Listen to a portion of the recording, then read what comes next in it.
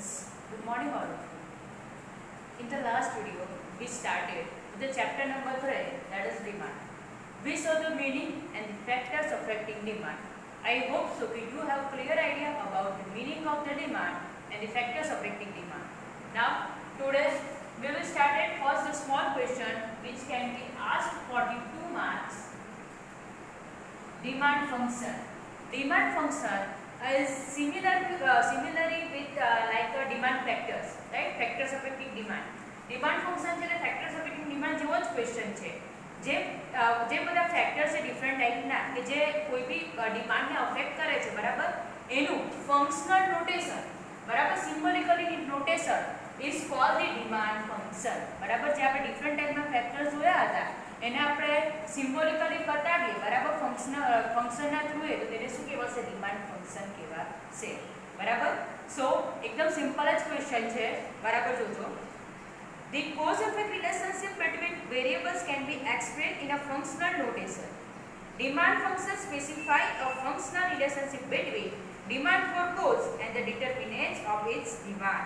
બરાબર. The cause-effect relationship means કે કોઈ બી ફેક્ટર છે, કોઝ છે, એની ઇફેક્ટ ડિમાન્ડ પર શું પડશે, બરાબર. તો તેને આપણે ફંક્શન દ્વારા બતાવીએ, નોટેશન દ્વારા બતાવીએ, બરાબર. નોટેશન થ્રુ બતાવીએ, તેને શું કહેવાશે? ડિમાન્ડ ફંક્શન કહેવાશે. It represents that demand for good is dependent on other various factors like price of the goods, taste and preferences of a consumer, income of the consumer, price of related goods, etc. Market demand also depends upon the size of the population. Demand function can be shown as under, બરાબર. કે આપણને ખબર છે કે demand શું affect કરે છે કે price of a product, taste and preferences of a consumer, income of a consumer, right, price of a related goods. આ બધી વસ્તુ છે તો કોને અફેક્ટ કરે છે? ડિમાન્ડને અફેક્ટ કરે છે. તેનું functional notation that means demand function. આપણે જોઈએ demand function can be expressed as dx is equal to f px py pe t y and u. જે અલગ અલગ વસ્તુને ડિનોટ કરે છે. where dx is equal to dx શું બતાવે છે? ડિમાન્ડ for commodity x, બરાબર. Demand for x commodity, that means dx. f, that means functional notation. px, that means price of x commodity, બરાબર. કે જેનું ડિમાન્ડ છે તેની પ્રાઇસ. આપણે ફર્સ્ટ પોઈન્ટ શું થયો હતો? ફેક્ટર્સમાં પ્રાઇસ જોયો હતો, બરાબર. that means px is equal to price of a x commodity. y is equal to income of a consumer. y શું ડિનોટ કરશે? કન્ઝ્યુમરની ઇન્કમ રિપ્રેઝન્ટ કરશે. pe is equal to exceptions regarding future price.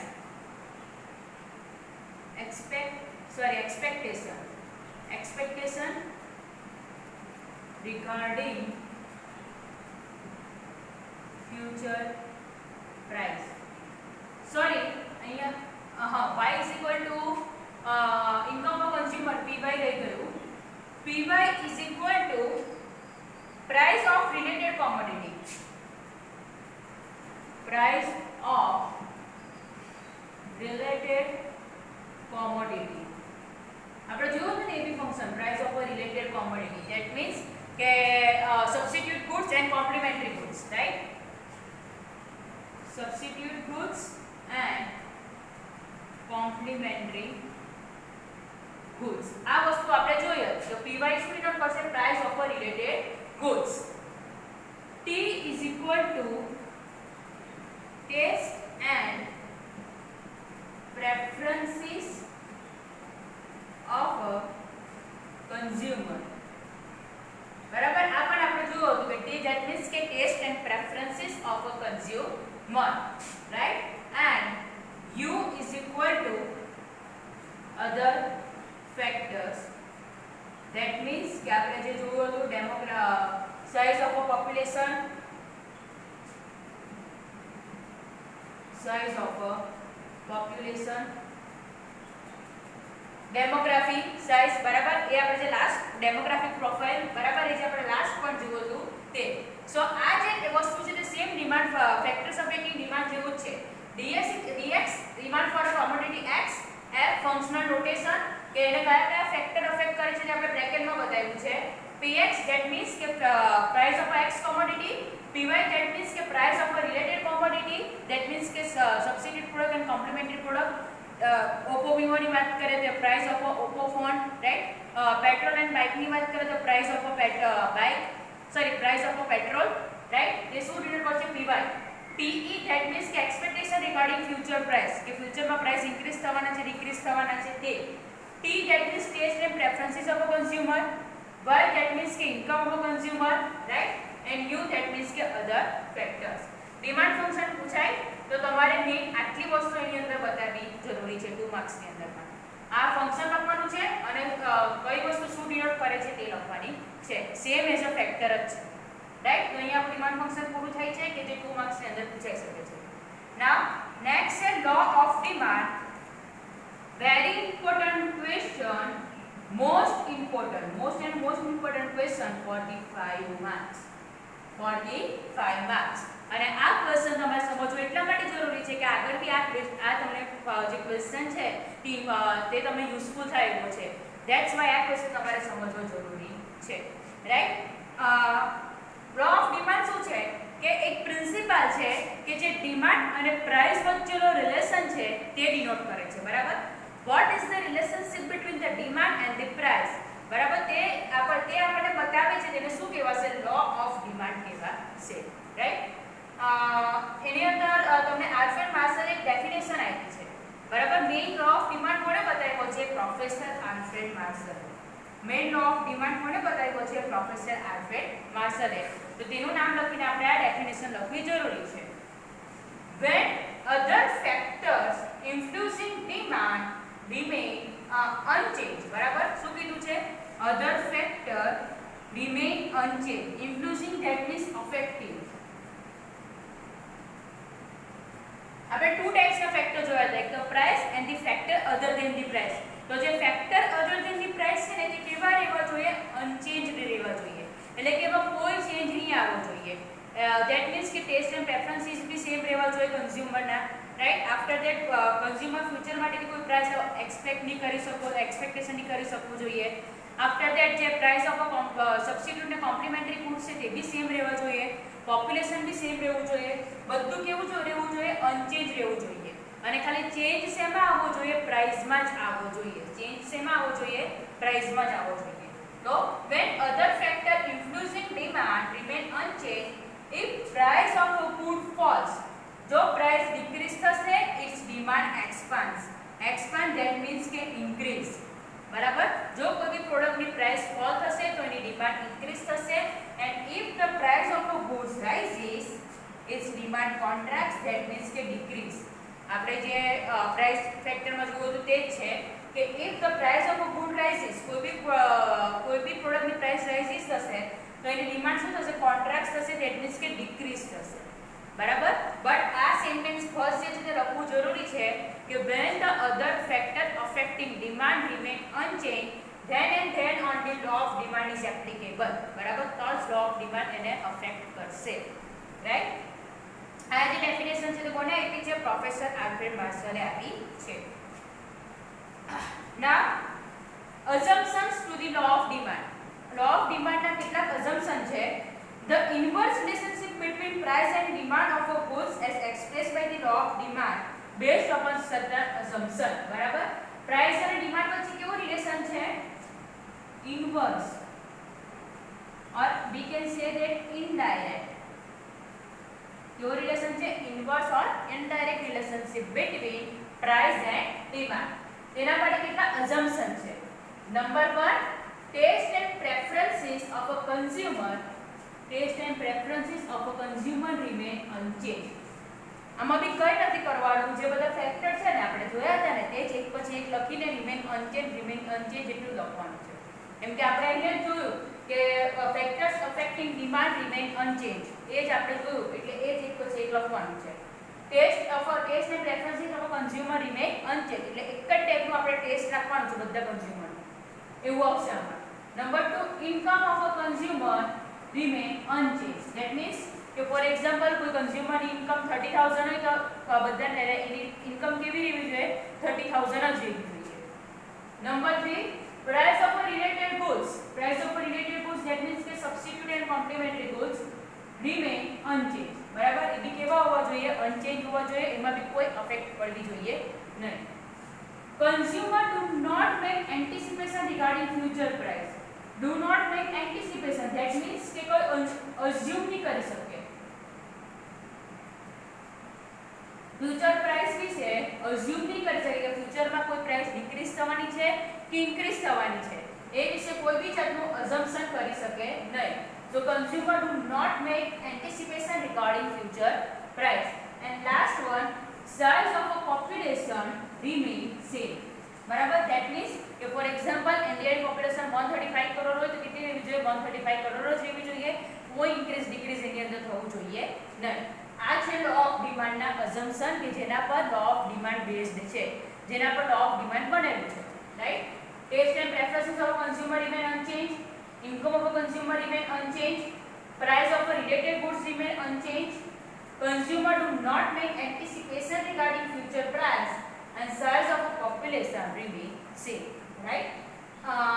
Only assumption भी તમને 2 marks ની અંદર માં પૂછી શકે છે, only assumption, બરાબર. પણ આખો લો ઓફ ડિમાન્ડ પૂછાય તો તમારે લો ઓફ ડિમાન્ડ નું મીનિંગ, લો ઓફ ડિમાન્ડ ના અઝમ્પશન અને એક્સપ્લેનેશન લખવાનું છે. Now we show the explanation of the law of demand. The first thing તમને આપ્યું છે demand schedule. Demand schedule that means કે આપણને બતાવે છે કે જેમ જેમ કોઈ બી પ્રોડક્ટની પ્રાઇસ ડિક્રીઝ થાય છે તેમ તેમ એ પ્રોડક્ટની ડિમાન્ડ શું થાય છે? ઇન્ક્રીઝ થાય છે, બરાબર. If the price of a product decreases, the demand of a product is increases, which show the law of demand. આપણે જોઈએ આની અંદર કે પહેલા પ્રાઇસ ઓફ મિલ્ક કેટલા હતા? 50 રૂપીસ હતા. તે વખતે મિલ્કની ડિમાન્ડ કેટલી હતી? 1 લિટર હતી. આ તમને મિલ્કનું એક્ઝામ્પલ આપ્યું છે. પ્રાઇસ ઓફ મિલ્ક કેટલા હતા? 50 રૂપીસ હતા. તે વખતે ડિમાન્ડ ઓફ મિલ્ક કેટલી હતી? 1 લિટર હતી. પ્રાઇસ ડિક્રીઝ થઈને 40 રૂપીસ થઈ, ડિમાન્ડ ઇન્ક્રીઝ થઈને 2 લિટર થઈ. પ્રાઇસ ડિક્રીઝ થઈને 30 રૂપીસ થઈ, ડિમાન્ડ ઇન્ક્રીઝ થઈને 3 લિટર. પ્રાઇસ ડિક્રીઝ થઈને 20 રૂપીસ, ડિમાન્ડ ઇન્ક્રીઝ થઈને 4 લિટર. એન્ડ પ્રાઇસ ડિક્રીઝ થઈને થયું 10 રૂપીસ અને ડિમાન્ડ ઇન્ક્રીઝ થઈને કેટલું થયું? 5 લિટર થયું. સો પહેલા 50 રૂપીસ હતી ત્યારે 1 લિટર હતી અને ડિક્રીઝ થઈને 10 રૂપીસ થઈ, તે વખતે ડિમાન્ડ ઇન્ક્રીઝ થઈને કેટલી થઈ છે? 5 લિટર થઈ છે, બરાબર. આ તમને ખબર પડે છે કે when the price of a goods falls its demand expands, right. આના પરથી એ વસ્તુ ખબર પડે છે. Now we show the explanation of table through the graph. બરાબર, આપણે ટેબલમાં તો જોઈ લીધું છે, હવે આપણે ગ્રાફમાં જોઈએ. Here x axis represent the demand and y axis represent the price. As I told you in the first chapter that in the graph the independent variable are represented on the x axis and the dependent variable are represented on y axis. But there is exceptions to the law of demand. બરાબર, law of demand માં જે demand છે તે કેવું variable છે? Dependent variable છે, તો બી એને x axis પર રિપ્રેઝન્ટ કરવામાં આવે છે બીકોઝ એ પ્રાઇસ પર ડિપેન્ડ છે. પ્રાઇસ ઇન્ક્રીઝ થી ડિક્રીઝ થશે તો ડિમાન્ડમાં ચેન્જ આવશે, બરાબર. પ્રાઇસ જો ઇન્ક્રીઝ ડિક્રીઝ થશે તો ડિમાન્ડની અંદરમાં ચેન્જ આવશે. So demand is dependent on the price. તો પણ ડિમાન્ડને x અક્ષ પર બતાવવામાં આવે છે અને પ્રાઇસને શેના પર બતાવવામાં આવે છે? y પર બતાવવામાં આવે છે. એક્ઝામમાં ભૂલ ન કરતા ને, તમારો જે ગ્રાફ છે તે આખો ઊંધો આવશે. x પર તમારે ડિમાન્ડ જ બતાવવાનું છે અને y પર તમારે પ્રાઇસ જ બતાવવાની છે because there is a indirect relationship between price and demand. So આપણો જે સ્લોપ છે તે ડાઉનવર્ડ સ્લોપ આવવો જોઈએ, બરાબર. આપણો જે સ્લોપ છે તે કેવો આવવો જોઈએ? ડાઉનવર્ડ સ્લોપ આવવો જોઈએ. જો તમે ડિમાન્ડને y પર બતાવશો અને પ્રાઇસને જો x પર બતાવશો તો તમારો સ્લોપ ઊંધો થઈ જશે, અપવર્ડ થઈ જશે, બરાબર. અને એ ગ્રાફ તમારો રોંગ કહેવાશે. સો ડિમાન્ડને તમારે x પર જ બતાવવાનું છે અને પ્રાઇસને તમારે y પર જ બતાવવાનું છે. આપણને ખબર છે કે ઇન્વર્સ રિલેશન છે, રાઈટ. જોઈએ આપણે કે પ્રાઇસ જ્યારે 50 રૂપીસ હતી તે વખતે ડિમાન્ડ આપણે જોયું 1 લિટર હતી, બરાબર.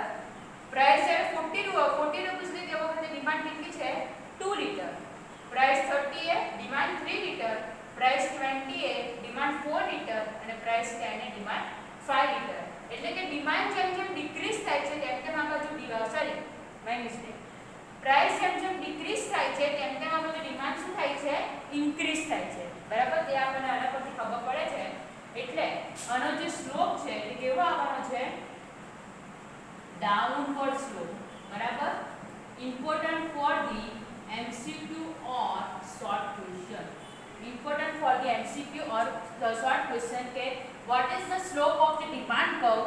એવું આવશે કે parallel to x axis, parallel to y axis, upward or downward. તો તમારો આન્સર આવશે ડાઉનવર્ડ સ્લોપ. બરાબર, ડિમાન્ડ નો સ્લોપ કેવો આવશે ડાઉનવર્ડ સ્લોપ આવશે, યાદ રાખજો. and there is a inverse relationship between જે આપણે inverse indirect relationship between demand and price જો તે બી તમને MCQ કે એક માર્કની અંદર પૂછી શકે છે કે what is the relationship between demand and price. તો તમારો આન્સર આવશે there is an indirect relationship or inverse relationship between demand and price. જોઈ લઈએ આમાં the above diagram show the price of a milk on the y axis and the demand of the milk on x axis. એટલે તમારે અહીંયા લખવું પડશે x axis represent demand and y axis represent price. બરાબર, આ તમારે લખવું પડશે. By plotting the demand given in the schedule at various prices we obtain the various point. અહીંયા તમારે નામ આપી દેવાના a b c d e, અલગ અલગ જે પોઈન્ટ છે તેને a b c d e નામ આપી દેવાના અને એ જે લાઈન આવે છે તેને આપણે જોઈન કરવાની છે. We show the various price demand combination. By joining this point we get the demand curve dd which slopes downward from left to right. તમને કીધું છે which slope downward from left to right, indicating the inverse relationship between price and demand. બરાબર, આ જે line છે તમે બુકની અંદર underline કરી રાખજો, એક માર્કમાં પૂછાઈ દેવી છે. At a point A, price of milk is 50 rupees and demand is 1 liter. At point B, price falls to rupees 40 so demand expands to 2 liter.